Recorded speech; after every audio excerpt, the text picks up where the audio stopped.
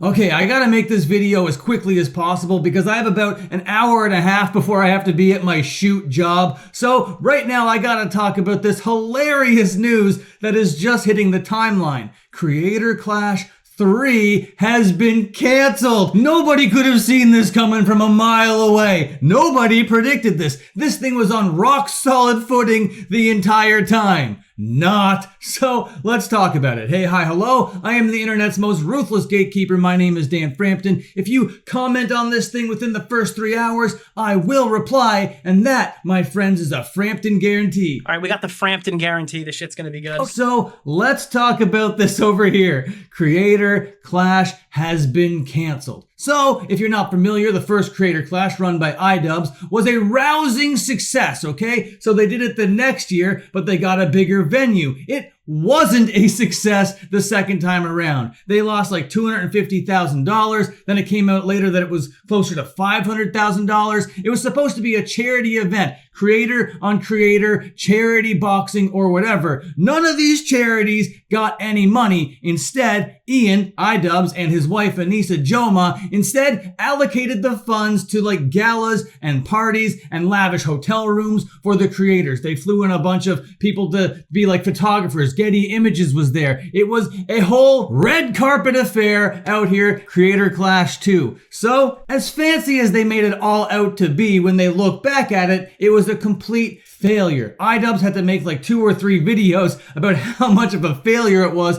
and how sorry he was to everybody involved and the charities. I'm sorry, womp womp, you're not getting any money this time. And iDubbbz's star continued to fall. Long gone are the days of content cop iDubbbz. Long gone are the days of green suit wearing iDubbbz guy with Filthy Frank. None of that is here anymore. Now we're left with an empty shell of what once was. So what was inspired by a fight with Rice Gum ended up not materializing because Rice Gum didn't want to fight iDubbbz after iDubbbz did everything, including getting LASIK eye surgery. But Ian made it happen. Not successfully though. Maybe he should have been the one to back out. Maybe Rice Gum saw the writing on the wall all those years ago. We're going through a heat wave over here in Toronto, so I'm just like drenched in sweat. Just dripping perspiration over here. So then the third year came by, and because Creator Clash was such a failure, of course, they're not going to run it again. A wild man would only run it again. You'd have to be such a fool to be like, let's run this shit back, okay? It failed tremendously, publicly, in front of everybody. Everybody knows how big of a failure iDubbbz is and how much of a flop Creator Clash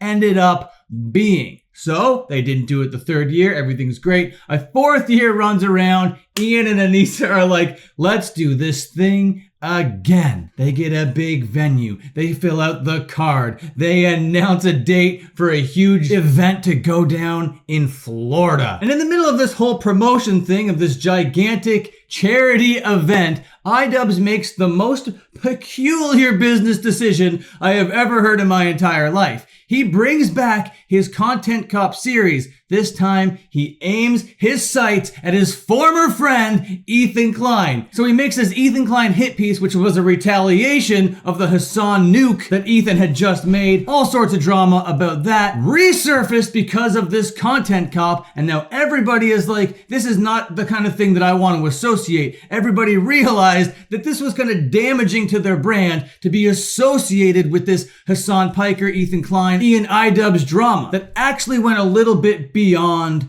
drama. This went into the political. This talked about all sorts of Israel-Palestine conflict, the beef between Ethan and Hassan, the history of Ethan and iDubbbz. It was like way too much to get into. So fighters started dropping off this card. One of the fighters works for Ethan and had a panic attack during the launch of this Content Cop. So, that person's name is Lena. She's married to AB, who also works for the H3 podcast. She had to drop off the card because now she was stuck between a rock and a hard place. Harley from Epic Mealtime was supposed to be in the main event. He had to drop from this thing as well. The guy who he was fighting, LA Beast, dropped from it, and then everybody started dropping from this event. Nobody wants to be a part of this event. So, Ian is like, okay, We gotta like hand over the reins and we gotta step back from this. This thing is fucked. So Ian and Anissa give the reins to like somebody else. These other people were involved tangentially throughout the last couple of creator clashes or whatever. So they took the reins on this one. They moved it to LA. They shrunk down the venue. They put out a video saying everything is going to be fine. They revealed that like Ian and Anissa ended up getting like a 30-something% cut, a profit in a charity event kind of thing. It was like, okay, well that's peculiar, but good. It's happening again. It's a charity event. They all seem pretty happy about it. Let's go. Let's run it back. And with all of that history, all of that drama, okay, everybody knew that this event was on rocky ground. It was going to cave out underneath them any moment now. These people are incompetent. There's nobody with a single clue between every single one of these people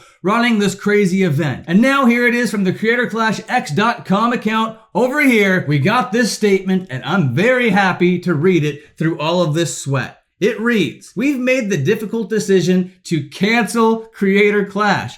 All existing pay-per-view ticket holders will receive automatic refunds. No action is required. While the event won't go ahead as planned, all funds raised so far will be donated to charity, and our fundraising efforts will continue in the months ahead." Oh, beautiful. Of course they will. Thank you to all the fighters for their hard work and dedication, and to everyone who supported us over the years. We appreciate you. Thank you, the Creator Clash team. Well, there it is, the end of an era, the end of a saga. No more need for the bookmark. This thing is over, done and dusted, and now all the videos are about to be made. There's going to be a Sensitive Society video about this. There's going to be a WestJet video and an August the Duck video probably. Nicholas DiOrio is probably going to make this like a fucking 4-hour segment on one of his streams or whatever. But when I'm sitting here right now, this thing just dropped 15 minutes ago. And those 15 minutes ago were me making this video. So I gotta edit it right now and go to my real job. Today's slop was sloppier than ever. I might have missed a few details along the way, okay? That much is for sure. If you wanna leave any more of those details down there in the comments, please go ahead and do that. Remember, if you're here within the first 3 hours, that is the Frampton guarantee. And as Nicholas DiOrio says, All right, we got the Frampton guarantee. The shit's gonna be good. okay, goodbye, see you later, and have a good one.